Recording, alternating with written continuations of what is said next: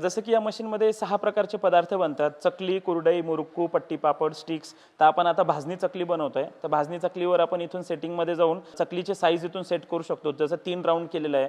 Update केल्याच्या नंतर हे आपले मशीन स्टार्ट होऊन जाईल. प्रोडक्शन कॅपॅसिटी एका तासाला 7 ते 8 किलो आहे. म्हणजे एका दिवसाला तुम्ही 70 ते 80 किलोचं प्रोडक्शन या मशीनमध्ये घेऊ शकतात. आणि इलेक्ट्रिसिटी कन्झम्पशन हे 3 तासाला 1 युनिटचं इलेक्ट्रिसिटी कन्झम्पशन येईल या मशीनमध्ये.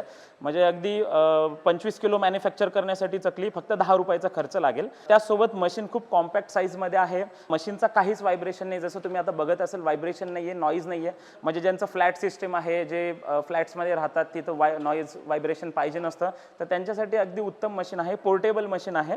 आणि मेन म्हणजे अगदी जसे हाताने आपण चकली पाडतो तशी हाताने चकली पाडल्यासारखं पूर्ण मशीन हाताने चकली पाडते याच्यामध्ये. आणि प्राइस पण ह्या मशीनची अगदी 90,000 पासून सुरुवात होते. आणि एका दिवसाला 70-80 किलोचं प्रोडक्शन म्हणजे